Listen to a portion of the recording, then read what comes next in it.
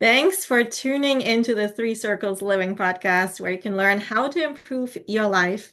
And it doesn't matter if you want to accelerate your professional career, have better relationships, be healthier, find fulfillment and purpose in life, you're in the right place. And as always, make sure to share it with others and also share with us the nugget that you found most valuable in this recording. That would be so much appreciated.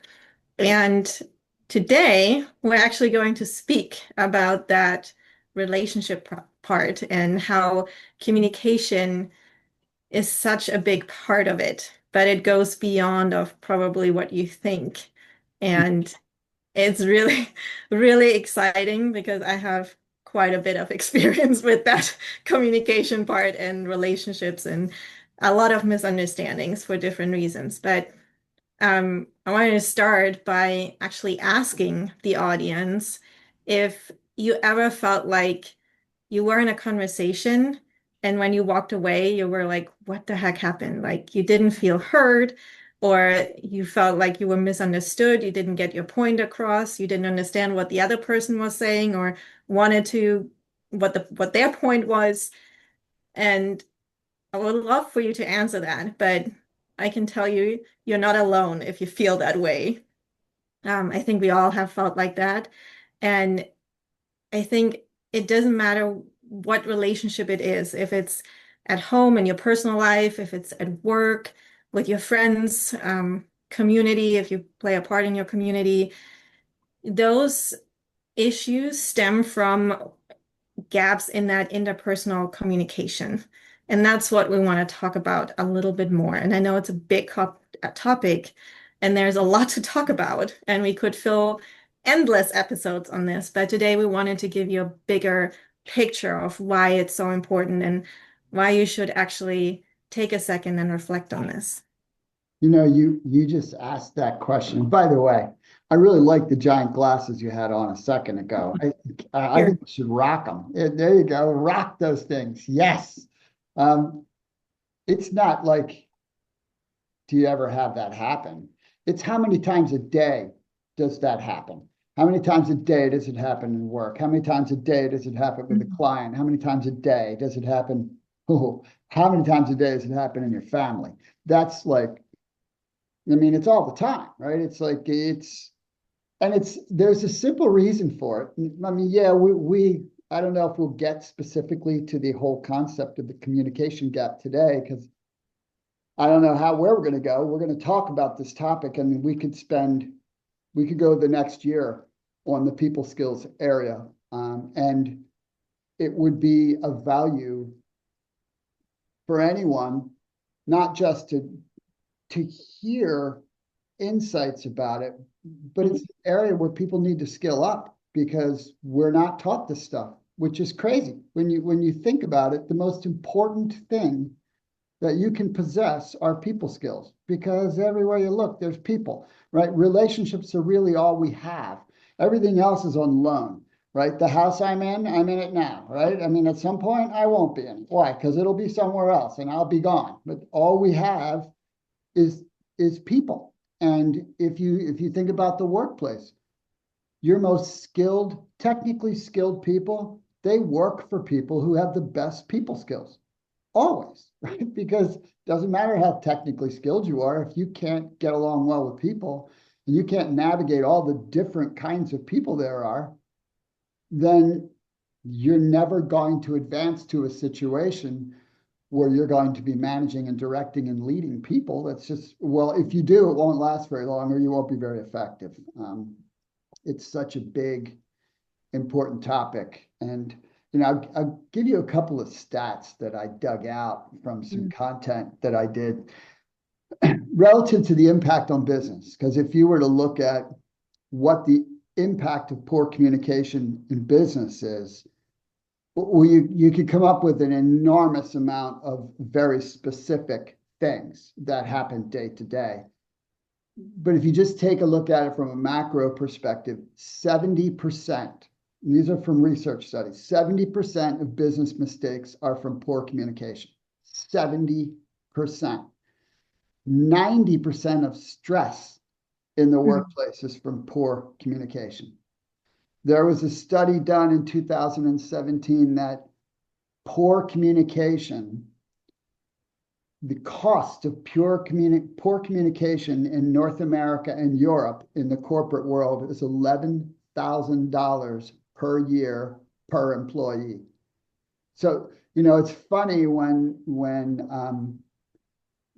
occasionally you'll have a conversation about hard skills versus soft skills because people skills are considered soft skills, but these are much harder than hard skills. Mhm. The hard skills, so to speak, right? The actual processes of a workplace and have such a greater implication. And then this study is a mind boggler. This was a study done of 400 companies, large companies that had an average of 100,000 employees. The average cost per year to those companies from poor communications was $62.4 million. That is so if you just think about that right there, if companies just focused on training this area of their people, it would be massive to the bottom line over time, but also would create a significantly higher retention in those companies, which may be what something else they factor in because people leave situations they don't feel good in.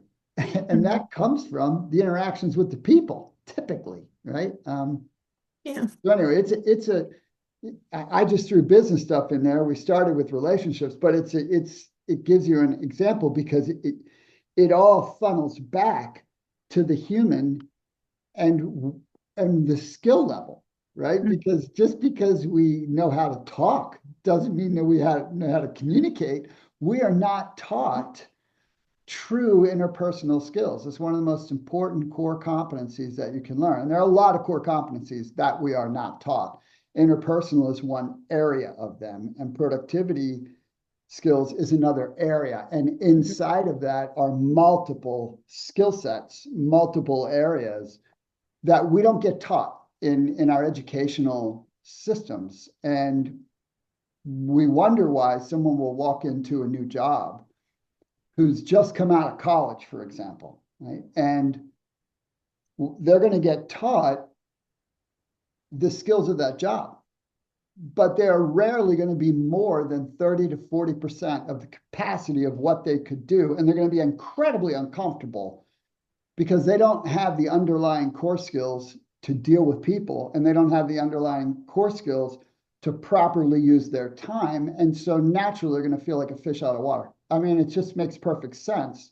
I mean, that's why for years, I cut this. I'm actually doing my last set of retreats this coming year, and then that's it. I mean, I may do something from time to time, but all the ones that I've standardly done for 20 plus years, I've stopped doing to work on my own stuff. But that's the stuff I would go into companies and teach, and they would have boom years because all of a sudden the people felt better in doing Mhm. their job. When people feel better, they do better. And you can, I mean, obviously we associated that with health when at the very beginning of this, but it's the same as you're navigating situations. Yes, there's so many good points, like both for professional and your personal relationships. But I would like to speak to the people that are in charge of other people for a second, because, like you said, it's harder to train or teach these soft skills if, especially if that other person doesn't understand the why it's so important, and if they're not open to doing that. That's a whole other level. You cannot just force somebody to have people skills and develop them for, all of a sudden, but you can train anyone with technical skills, like if they have somewhat of a capacity for it, right? So it's definitely worth it when you look for the people that you work with to look for that specifically as well. And also have like certain training sessions around that topic and talk about it with your people. You might be surprised of how much they know, how little they know, but how open they are to actually improving that.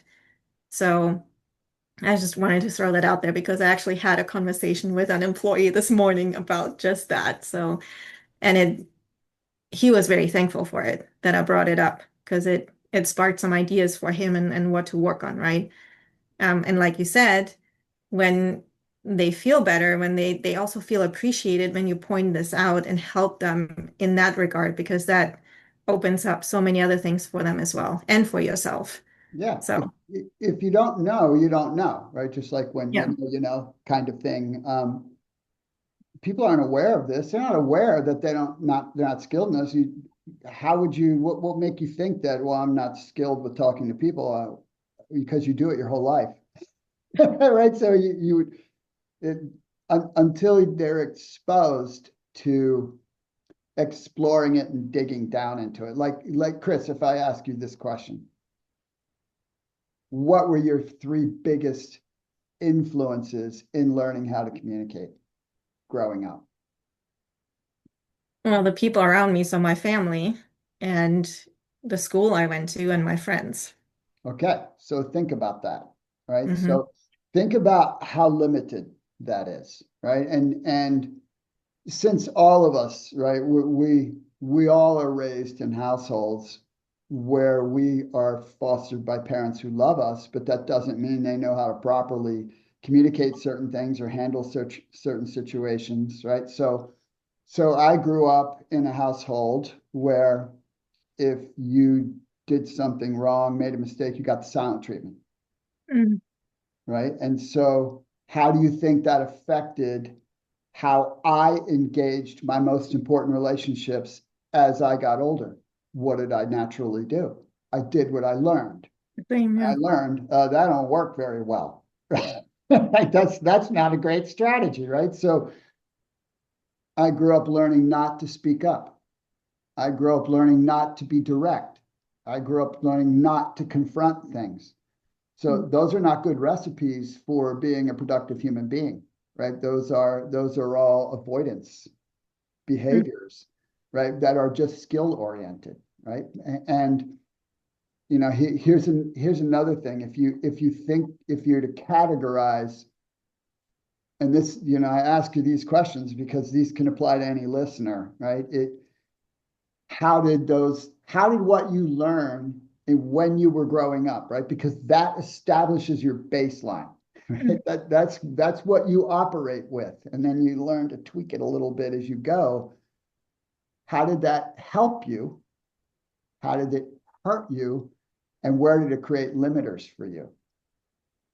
Oh, it hurt me because similar to you, I learned to not speak up and not to be direct and avoid all confrontation at all levels because it you don't do that. We don't talk about this. We just put it under the rock and then it's sitting there and it's fine.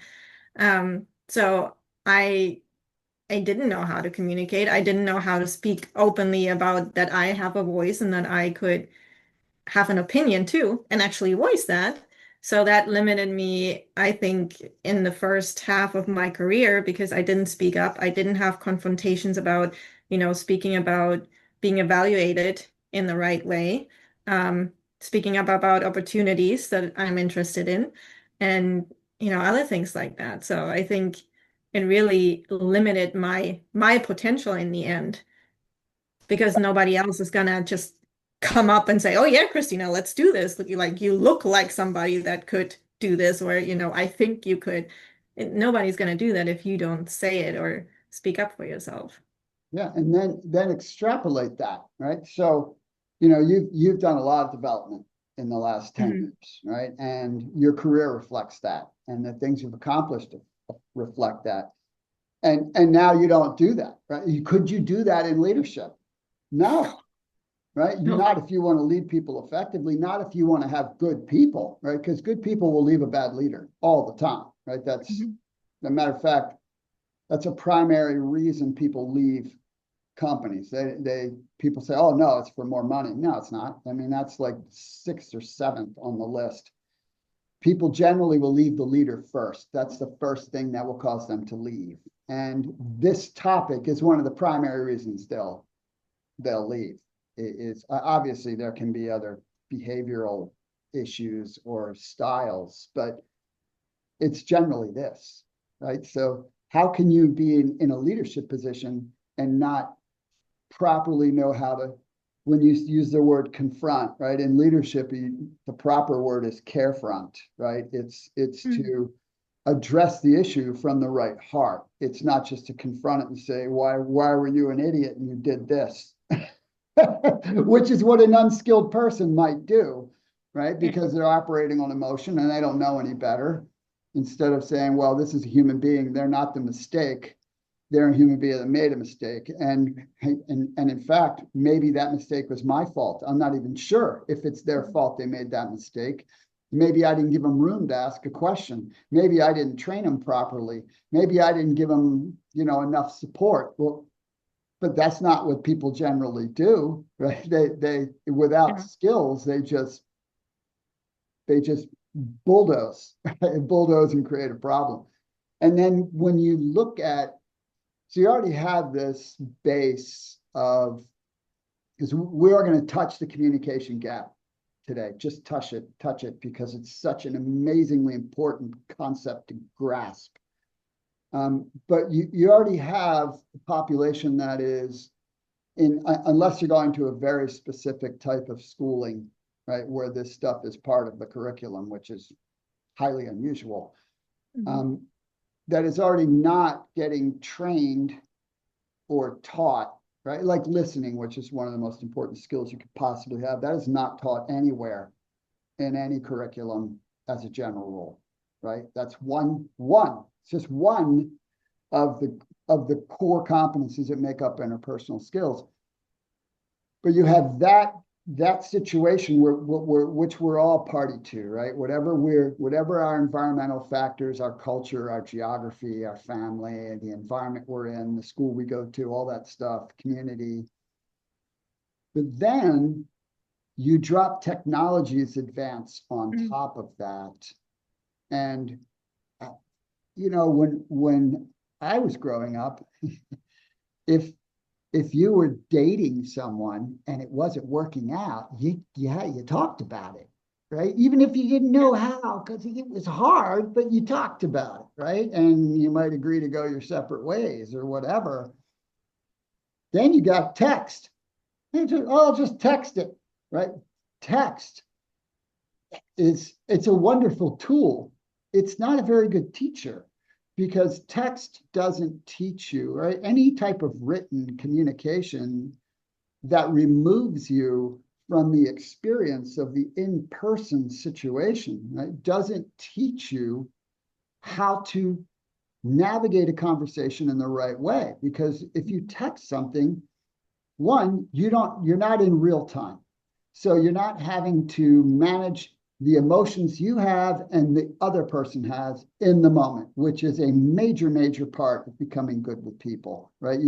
The empathic aspect of real life communication is not present when you're able to just shoot a text out. And now you can augment that too by the fact that the majority of the population are introverts, not Mm. extroverts.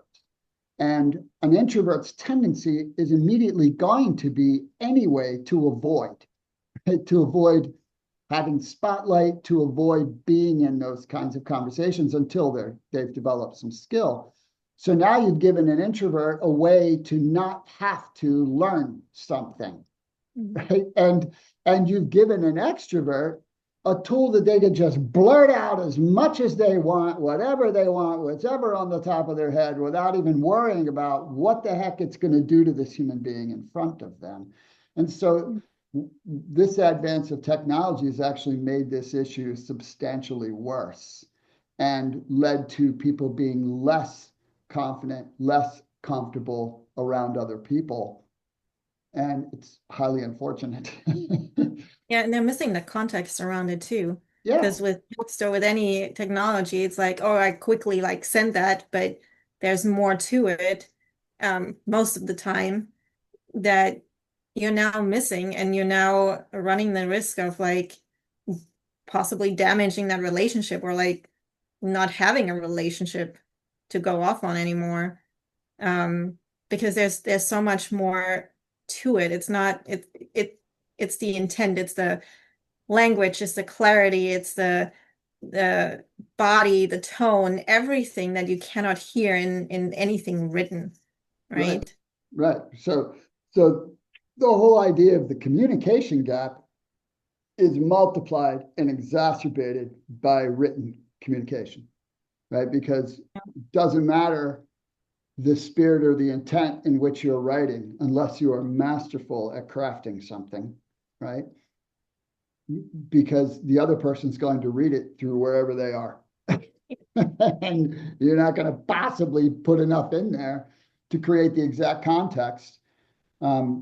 Then that's still not going to alleviate what is generally the gap, which is probably we should touch the gap a little bit Mhm.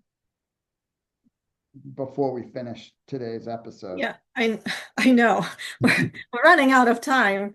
Um, but there are, I mean, I touched on it a little bit. The different things that you miss or that are important for that lead to misunderstandings in communication or that are skills in the communication area that you need to be active or pay attention to. One of them definitely you mentioned also to the listening, listening skill, the perspective or how we see things, where we're coming from. Um, what are the other three? I know I have them in my, Well, I'll break the gap down for just for the listeners for a yeah. second, because it's really pretty simple, right? So the communication gap is a difference between what you just said, whatever you say to someone, and what they think you said, right? Because it's very rarely the same thing. You have to be like in complete rapport and have a deep understanding. There's occasionally a time when you meet someone that you're very simpatico with and they get you right away. That is not the norm. That is a rarity, right? So in general, you say X and the person hears Y. That is a normal situation, right? That happens. And so what happens from there is without skills, the person who hears Y is responding to something that you didn't say. Right? They're responding based on what they think, but not what you said. So they say X, and now you are responding based on what you think they said. By the time you take this out, it's just a few iterations. You don't even know what the hell you're talking about, right? You're like, what were we talking about, right? Because you're no longer, you're not even close, right? Is the Mhm. gist. And there's five primary factors, and we'll talk about these as we go forward because it's important to understand them. But the five factors that are part of this gap, that all of this is eliminated by good skills, because Mhm. which starts with awareness. Awareness has to start for everything, right? Until you are aware that this exists, you're not going to think about it. You're just going to keep doing what you're doing, which is being constantly be at odds when you shouldn't be in situations. So you Mhm. have the lens is one of these factors, right? That is how someone is seeing the world essentially. And there are a couple parts to that. We're going to break this down in a different episode. Then there's the image, which is how I want you to see me, right? How I want to come off, right? And just like you're presenting that yourself, especially in a newer interaction, right? That is just commonplace. Then you have the agenda or the motivation of what someone is trying to do. Then you have the personality impact, right? Their natural preferences and their personality style. And then you have the mother of all of it, which is the assumptions that are taking place, right? And you can't, assumptions can be bias and judgment or just flat out assuming. And these are natural, right? You can't get away from that. It's not about not having them. It's about being aware that you do have them and that you likely are applying them to a conversation, whether you think you are or not. And instead of operating as if your assumption is a fact, you need to test assumptions. You can't ever operate as if an assumption is true. You have to test it. Otherwise, you just constantly making faux pas after faux pas because Mhm. you're just speaking out of context. Yeah, I think just speaking out of context, that is very important. And just being aware of the things. I think if we can highlight anything, we highlight this because when you know, you can do better. You're aware of what's happening. You can course correct. There's just more opportunity there. But I, a few things. I really want people to understand the challenge as a whole, like in becoming aware, and I will say that multiple times because it's so important, that it exists. There's the communication gap is real. If you believe in it or not, it's happening. And I love talking about it, but I want to highlight then whenever you're in a leadership position or you have maybe check with yourself, even if you aren't, and you have issues relationship wise, not just like in a love relationship, but with your friends, with your circle, and there's always something happening, and the common denominator is always you. Maybe you should take a look at this, because there might be something there for you. And that I mean that in the most loving way. That is my German way of saying that, the very direct way. And that is the other part. If you interact with people fr from a different culture, different country. And that's the image and the whole part of that specific issue, not issue, I don't want to say issue, but that specific part. Um, there's a whole other communication misunderstanding that can happen. And I think that's really important as we work with so many different people, if we come across so many different people in our daily lives, to really understand that too and not, or at least limit the assumptions that we have and the misunderstandings. So, wow, this is really deep and it can get really deep. But we want to just give you some more tools for your daily lives, for your daily interactions, and help you to avoid those misunderstandings. Because if you have them, they are adding more stress to your life. And we all want to avoid that stress as much as we can. So, with that being said, we're going to end here today. We're going to dive deeper into those topics in all the areas so that you can apply that in your personal life, in your professional life, wherever you need it. And if you have anything specific that maybe there was a question that came up or something that you want to learn more about in any of those areas, write them under the episode, under the YouTube video, and we'll make sure to touch on that in one of the next episodes. But really, your input is appreciated, as I said in the beginning. Awesome. So we'll pick up on the lens next time. We'll take you through the Yes, gap stuff, just to give you some tips and tricks and hints and understanding and kind of peel the onion back there a little bit. All right. let's Thanks do for it. being here, Chris. Thanks again, and I love the glasses. Just love glasses. See you Another next touch. time, everybody. Awesome. Thanks, everyone.